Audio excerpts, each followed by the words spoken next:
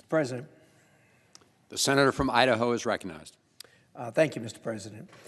I rise today, colleagues, to urge the Senate to proceed quickly to the consideration of the accession protocols for Finland and Sweden to join NATO. Once again, the Senate has been given the responsibility of offering advice and consent to ratifying the accession of two new members to the North Atlantic Treaty Organization. We've been advising aggressively for quite some time, and it's time now to move to the consent portion of getting this done. NATO is the most successful political military alliance in history. It helped bring down the Soviet Union, and it united Europe so it could rebuild economically. The Senate has the opportunity to expand NATO and bring both Finland and Sweden into the alliance. Over the years, these countries never sought membership. They were content to just partner with NATO, but they did not join. However, Putin's attempt to rewrite the security landscape in Europe with this invasion of Ukraine convinced the people of Finland and Sweden that they should become formal members of NATO. Why wouldn't they? After the past 2 weeks, and really the entire summer, the Senate Foreign Relations Committee has carefully considered and discussed the prospective membership of our longtime partners, Finland and Sweden. The Senate has already shown bipartisan support for Finland and Sweden joining NATO.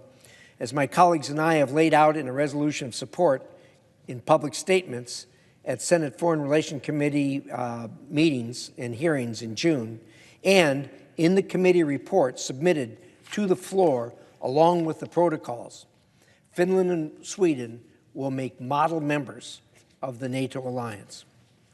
Once approved by all 30 current members of NATO, these two nations will become integral members of the alliance. Both have strong and capable militaries and are already net contributors to the security alliance. Although militarily unaligned for decades, Finland and Sweden have long defended Europe's high north, a region becoming even more important with the competition from Russia and China in the Arctic.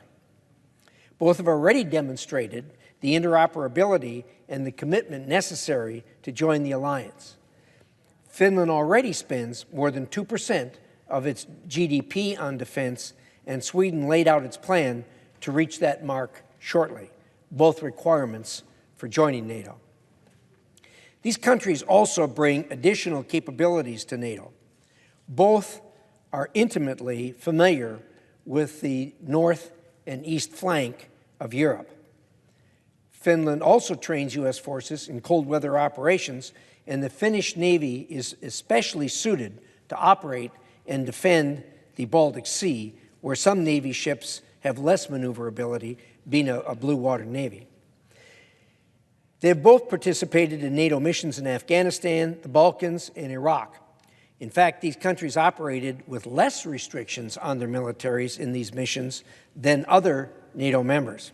Finland and Sweden also share our democratic values, have strong militaries and defense industries, and extensive experience in Russian matters. One only has to take a look at a map to see the benefits of adding Finland and Sweden to NATO.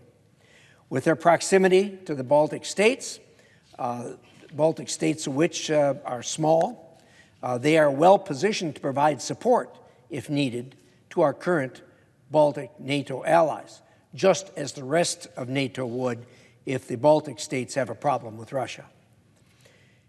Adding these two nations as full members to our alliance will further deter any temptation by Russia to engage in military adventurism in the Baltic area or the Arctic regions.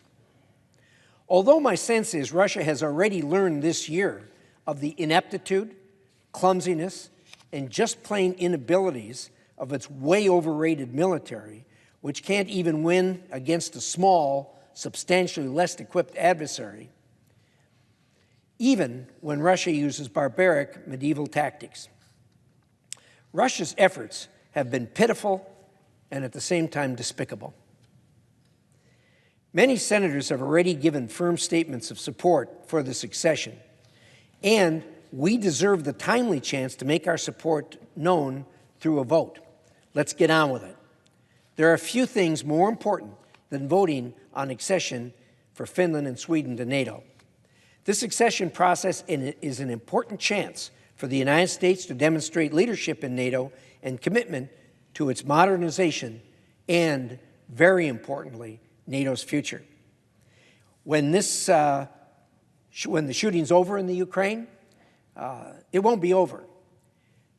There's no doubt that NATO is going to take a long, hard look at what it's doing, what its priorities are, and very importantly, hardening its eastern and northern flanks.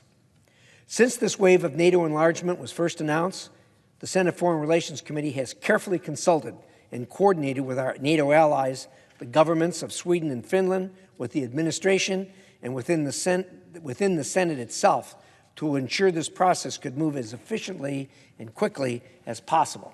I can't count the number of meetings and conversations we've had in this regard. We now have only one step left until ratification, and it makes no sense to dilly-dally at this stage. There should be no issue with moving this treaty as quickly as possible. The Senate's quick ratification of Finland and Sweden as new members of NATO will both send a strong message of transatlantic unity to a now foundering Russia and strengthen NATO against Russia's growing threat. Thank you, Madam President. I yield the floor.